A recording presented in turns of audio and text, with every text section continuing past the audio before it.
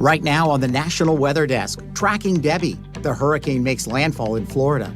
This is going to continue to weaken as it moves onshore, likely nearly stalling off the coast. But the story of this storm will be the flooding. It could be historic in Georgia and South Carolina. Risk of intense flooding cannot be overstated. It'll be incredibly unsafe to move around. See how communities are getting ready and hear why hurricane activity heats up into August. Because the area of usual development tends to expand. Plus, the drought is causing big problems for farmers in Ohio. Just the lack of moisture has been the worst we've had in years.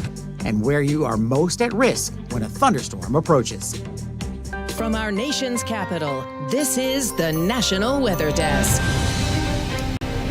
Good morning and welcome to the National Weather Desk. I'm meteorologist Mark Pena. Hurricane Debby made landfall this morning in the town of Steinhatchee along Florida's Big Bend. It's packing 80-mile-per-hour winds and the potential to cause catastrophic flooding in the southeast. These powerful winds have already knocked out power to 220,000 customers in Florida. There is some damage, but the danger from this storm comes from the potential flooding. Here's a look at current radar. Debby is expected to slow down and linger over northern Florida, Georgia, and South Carolina. Up to 30 inches of rain is possible in some areas. West Palm Beach meteorologist Lauren Oleski is tracking Debby for us this morning. We are continuing to monitor Hurricane Debby that made landfall near Steinhatchee, Florida as a Category 1 hurricane around 7 o'clock this morning. This is going to continue to weaken as it moves onshore, likely nearly stalling off the coast and near the coast of South Carolina. Later this week, it's going to create really bad flooding issues across the Carolinas. This is going to be a major flood risk across parts of the southeast. Hurricane warnings still in effect. Tropical storm warnings extend northeast towards the low country there of South Carolina. Tornado watches in effect across north central Florida. This extends into southeastern Georgia. This will go through the remainder of the morning and into the afternoon today. And catastrophic flooding is expected, especially across the coast of South Carolina. Parts of Charleston could see up to 20 inches of rainfall once Debby is finished. Oh man, that was the whole way to hit the truck. Major storm surge has already begun on the Gulf Coast. Our storm chaser Brett Adair is in Cedar Key, Florida, 40 miles from where Debby made landfall. You can see just how strong those winds are with an estimated sustained speed of 80 miles per hour. And the water is already flooding coastal communities. A mandatory evacuation order is now in place. Brian Abel has more on Debby's early impact. A lot of panic going on, and it's understandable, especially with the people that got flooded 11 months ago when we had Idalia come through. Fourth and fifth generation Floridians, the McDavids, have been through their fair share of storms, including last year's Category 3 Hurricane Idalia. A lot of wind, sporadic rain. You can get huge rainfall. The worst scenario is for it to sit offshore for about 3 days and dump 50 inches of rain or something. Unfortunately, that's a scenario that looks like it could come to fruition with this storm. Rainfall is expected to be around 20 inches in the area of Savannah and locally, possibly even more. They're calling it a 500 to 1,000 year storm.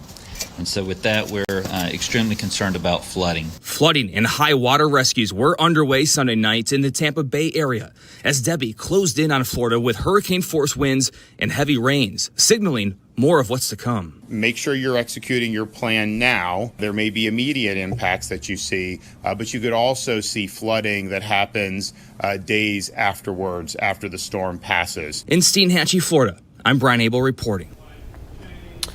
Now, long before Debby made landfall, it was sending water into coastal communities. These pictures are from St. Petersburg, which is south of where Debby is right now. It's important to remember that water, not wind, is the biggest danger. More than 85% of deaths during these storms are the result of flooding, storm surge, and rip currents.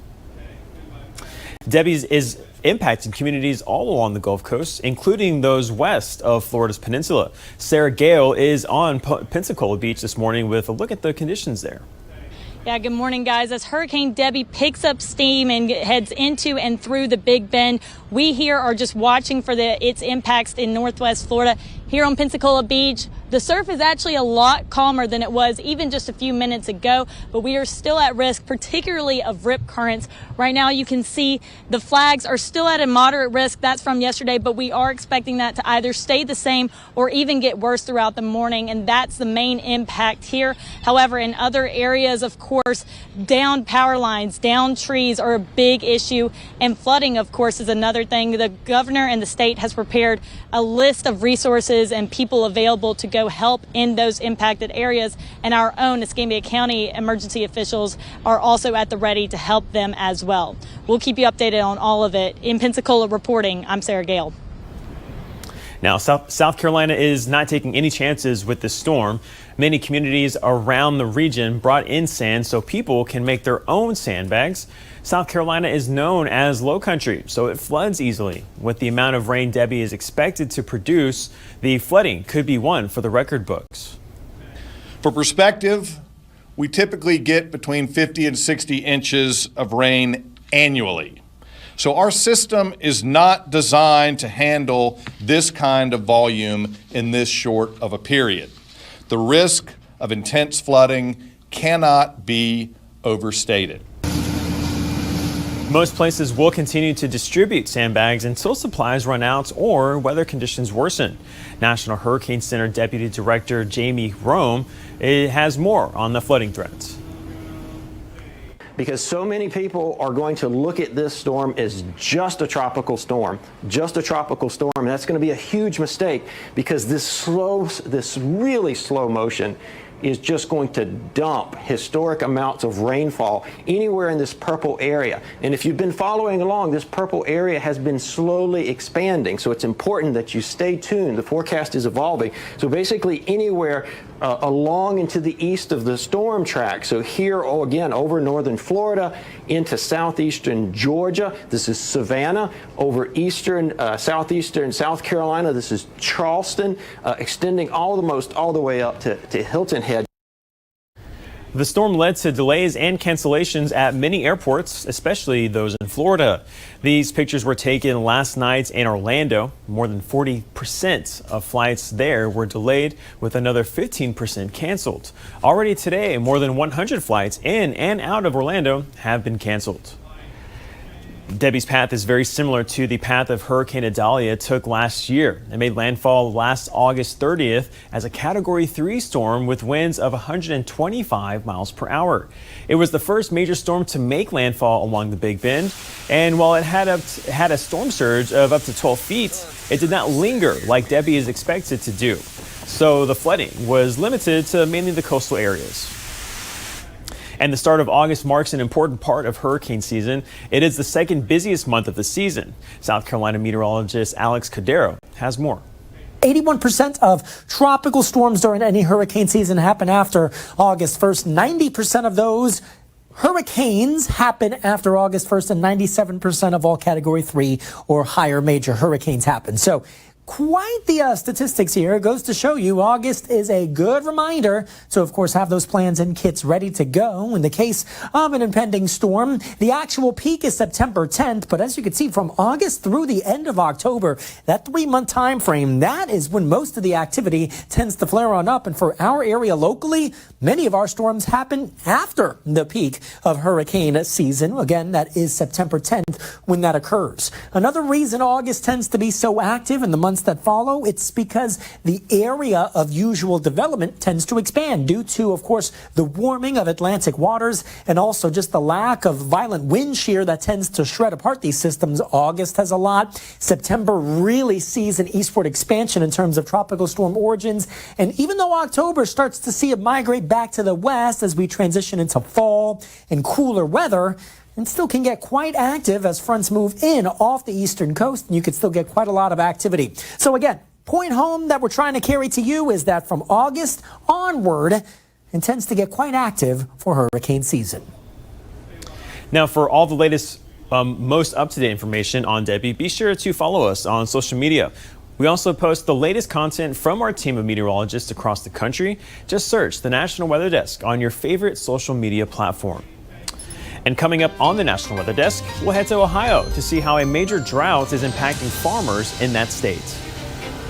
And we'll show you where you are most at risk for being struck by lightning, and it might surprise you.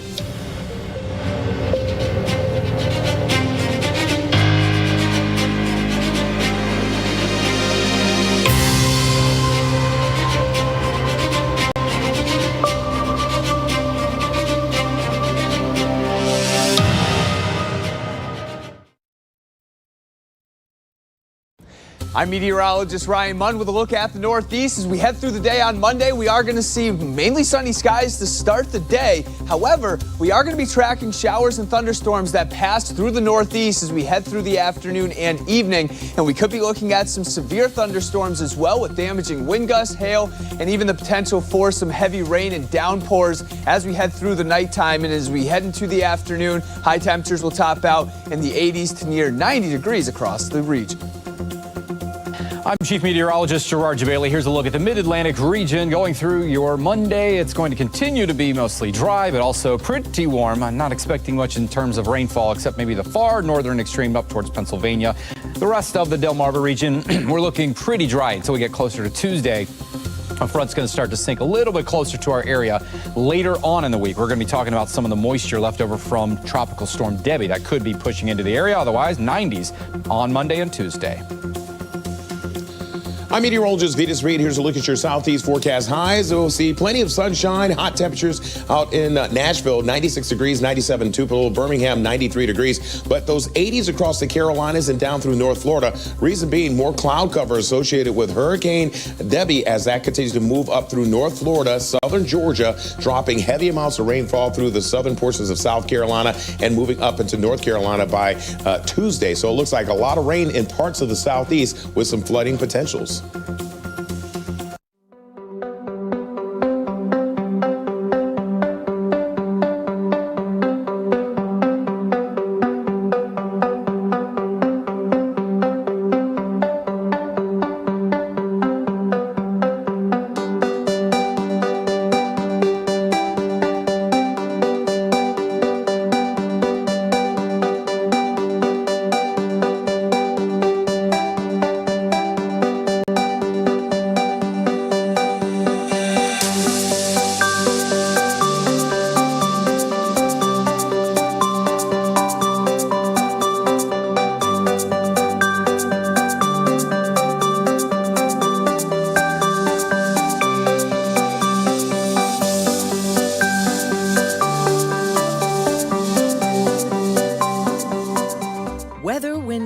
Presented by the National Weather Desk.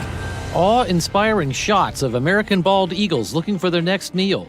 These were taken along Alaska's Inside Passage in the town of Ketchikan. A male wood duck takes flight in Washington state. And at Yellowstone National Park, always remember animals viewed outside your car's window are just as close and just as big as they appear. Want to see your weather photos and videos on TV? Click Chime In on this station's website to share. Drought conditions are plaguing southeast Ohio right now. Not only has it turned the grass brown, but farmers are struggling. Jeremiah Wilcox found out what they're up against.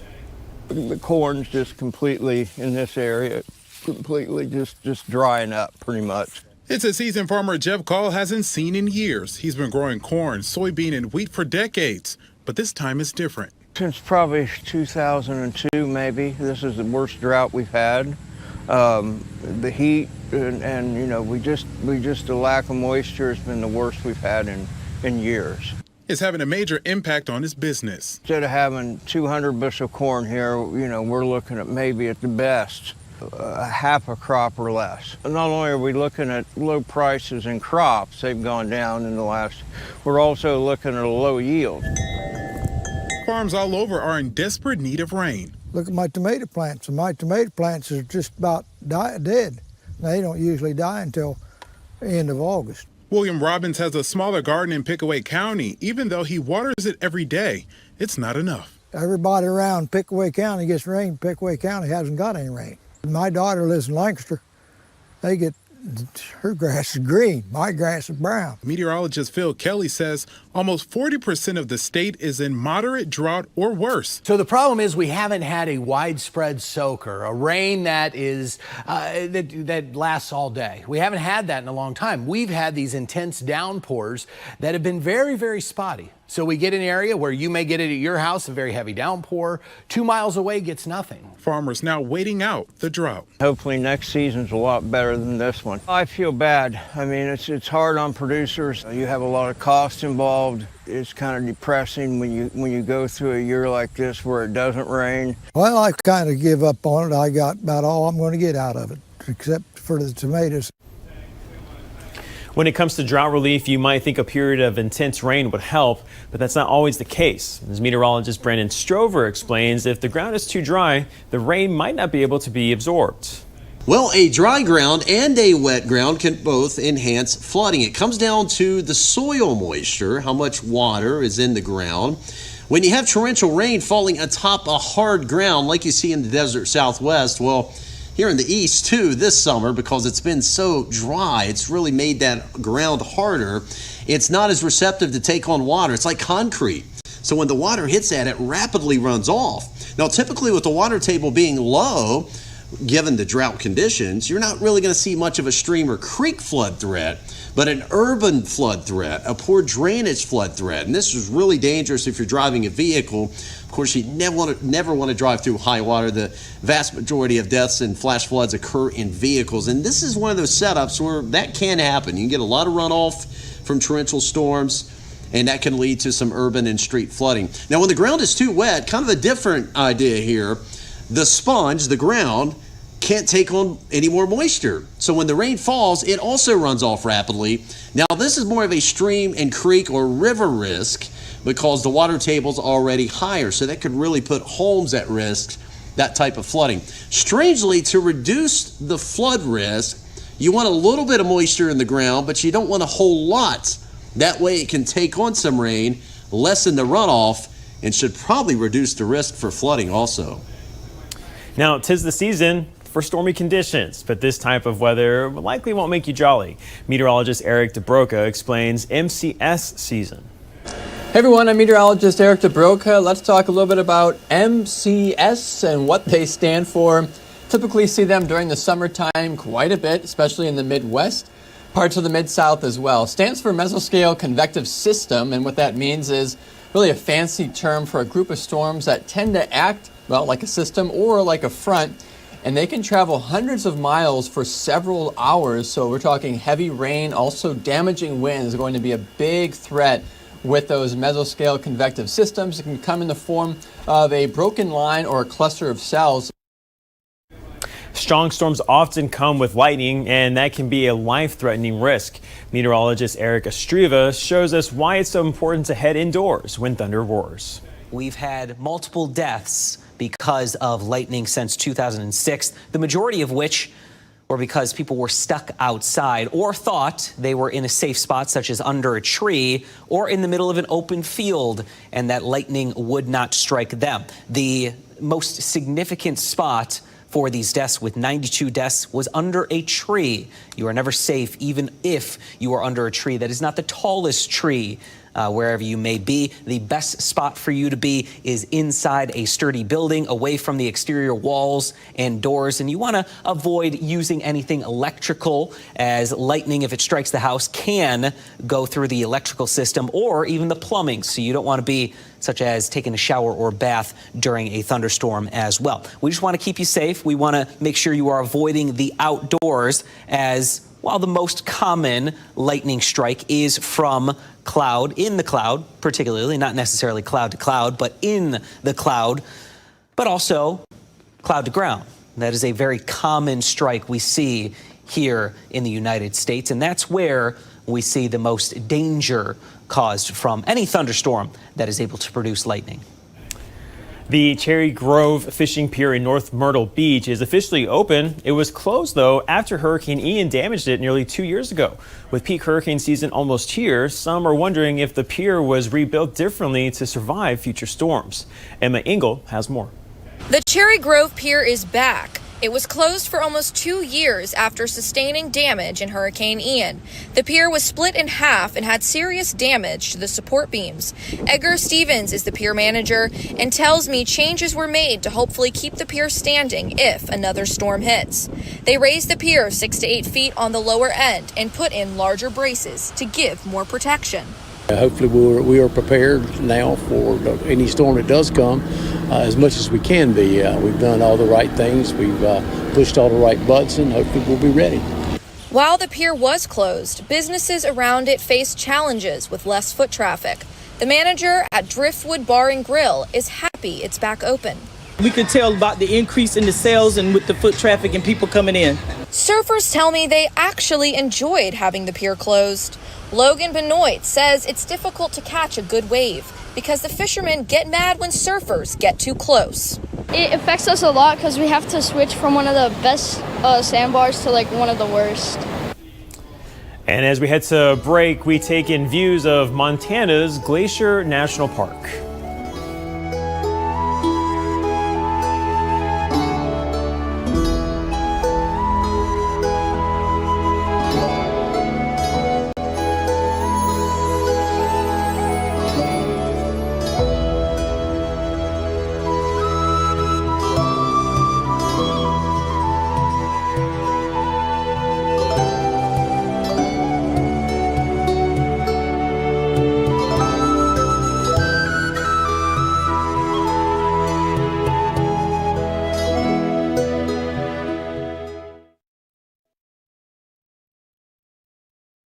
Well, a very good Monday morning, everyone. I'm meteorologist Andrew Buck-Michael. We've got scattered showers and thunderstorms with a cold front draped across the Midwest today. Look at this. We're getting into the 60s for highs here in Bismarck and Minneapolis across the far north, a little cooler, but getting up to 100 in Lincoln and Wichita today. Those showers and storms drift their way into the Great Lakes heading into the day tomorrow in the Ohio Valley. And behind that, temperatures try to cool down into the 70s for highs, a lot of 70s and 80s by Wednesday. Good Monday morning. I'm meteorologist Joe DiCarlo. Look at our forecast across the region. It's just that summer August heat. We'll start in the 70s and low 80s. We'll be back in the upper 90s, near 100 across the region. Plenty of sunshine. Can't rule out a very stray shower across parts of Texas, but that is the only rain chance we see ahead. Otherwise, 70s in the morning for your Tuesday, back in the 90s and triple digits again for the afternoon.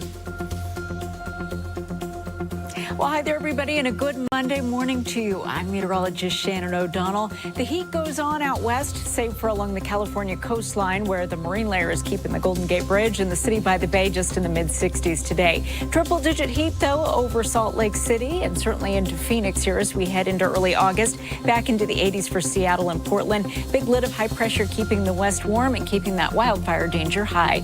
And that's the scene from here.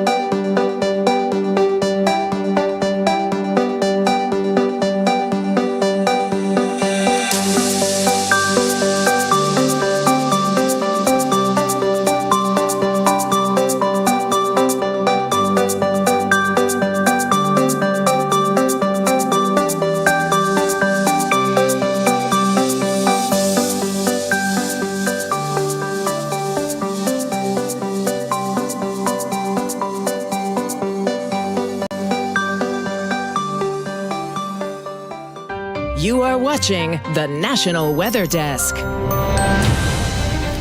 Many regions in the United States are dealing with some type of drought, so you may be wondering how you can keep your lawn looking good if you're in one of those areas. Maybe it doesn't take as much water as you think. Meteorologist Lindsay Storrs explains. In the heat of August, you might think your lawn needs to be watered daily in order to stay lush and green, but that's actually not the case. According to the Utah Division of Natural Resources, your lawn really only needs to be watered 3 times a week, and higher valleys only need to water twice a week. When you make this switch, your lawn may initially get some dry spots, but eventually the roots will grow deeper in search of water, which will make your lawn healthier in the long run. To make your watering more effective, make sure that your sprinklers are working before 10 a.m., so early in the morning. That way the water can really penetrate into the soil to help out your lawn. If you water during the peak heating of the day, a lot of that water evaporates before it does any good. Looking for some great weather content? Check us out on social media. You can find us on all your favorite platforms. Just search the National Weather Desk or scan the QR code on the bottom left-hand corner of your screen. We'll be right back.